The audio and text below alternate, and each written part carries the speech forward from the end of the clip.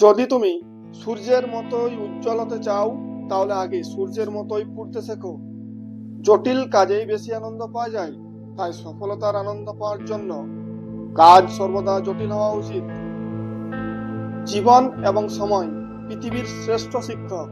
জীবন শেখায় সময়কে ভালোভাবে ব্যবহার করতে, আর সময় শেখায় জীবনের মূল্য দিতে। জীবন হলো এক জটিল খেলা, ব্যক্তিত্ব অর্জনের মধ্য দিয়ে তুমি তাকে জয় করতে পারো। জীবনে সমস্যার প্রয়োজন আছে, সমস্যা আছে বলেই সাফল্যের এত স্বাদ। শিক্ষাবিদদের উচিত শিক্ষার্থীদের মাঝে অনুসন্ধানী, সৃজনশীল, উদ্যোগী ও নৈতিক শিক্ষা ছড়িয়ে দেওয়া, যাতে তারা আদর্শ মডেল তৈরি হতে পারে। ভিন্নভাবে চিন্তা করার সাহস থাকতে হবে, আবিষ্কারের নেশা থাকতে হবে। যে পথে কেউ যায়নি সেই পথে চলতে হবে। অসম্ভবকে সম্ভব করার সাহস থাকতে হবে। সমস্যা চিহ্নিত করতে হবে এবং তারপর সফল হতে হবে। এগুলোই হলো সবচেয়ে মহত্বপূর্ণ। চাঁদ আর সূর্যের মধ্যে যেমন কোনো তুলনা হয় না, ঠিক তেমনি তোমার জীবনটা কেউ অন্যের সাথে তুলনা করো না।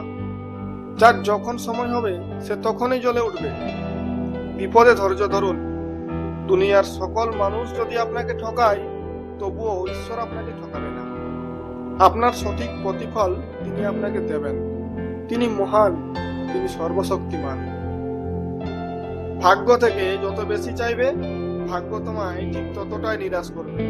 কিন্তু তুমি যদি তোমার কর্মের উপর জোর দাও, কর্ম তোমায় তোমার ইচ্ছের থেকে অনেক বেশি প্রদান করবে। যে ব্যক্তি অন্যের মুখে হাসি ও জীবনে খুশি নিয়ে আসার ক্ষমতা রাখে, ঈশ্বর কখনোই তার জীবনে সুখ শান্তি কম হতে দেন না। ওপরে ওঠার জন্য যথেষ্ট শক্তি দরকার, সেটা মাউন্ট এভারেস্টে হোক বা আপনার পেশায়।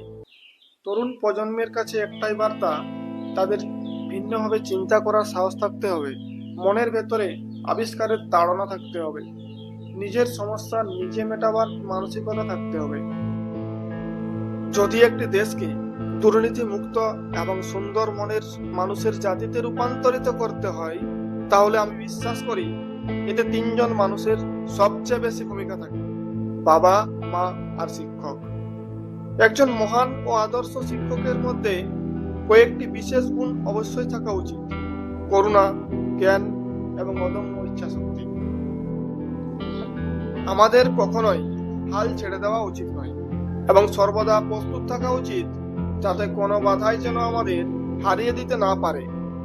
যারা হৃদয় দিয়ে কাজ করতে পারে না, তাদের সাফল্য অর্জন আনন্দহীন ও আকর্ষণহীন। এমন সাফল্যের থেকেই সৃষ্টি হয় তিক্ততা। আপনি অল্প বয়সে অধিক আশাবাদী হন এবং এই সময় আপনার কল্পনা শক্তি অধিক হয়। আপনার মধ্যে ভেদাভেদও কম হয়। সহজ ও দ্রুত সুখের জন্য না ছুটে প্রকৃত সফলতার জন্য দৃঢ় প্রতিজ্ঞ হও। যখন একটি শিশুর বয়স 15, 16 বা 17 হয়, তখন সে ঠিক করে বড় হয়ে সে একজন ডাক্তার, একজন ইঞ্জিনিয়ার, একজন রাজনীতিবিদ হবেন, অথবা চাঁদ বা মঙ্গল গ্রহে যাবেন। ওই সময় সে স্বপ্ন দেখতে শুরু করে এবং ওই সময়টাই হলো তাদের প্রকৃত গঠন হওয়ার সময়। ধর্ম যারা সম্পূর্ণ উপলব্ধি না করিয়া প্রচার করিতে চেষ্টা করেন, তাহারা ক্রমশই ধর্মকে জীবন হইতে দূরে ঠেলিয়া থাকে। ইহারা ধর্মকে বিশেষ গণ্ডি আঁকিয়া একটা বিশেষ সীমানার মধ্যে আবদ্ধ করে। ভয়ের তাড়া খেলেই ধর্মের মূঢ়তার পেছনে মানুষ লুকাতে চেষ্টা করে। ভিডিওটি ভালো লাগলে একটি শেয়ার করুন। হয়তোবা আপনার করা একটি শেয়ার অন্য কারোর জীবন বদলে যেতেও পারে।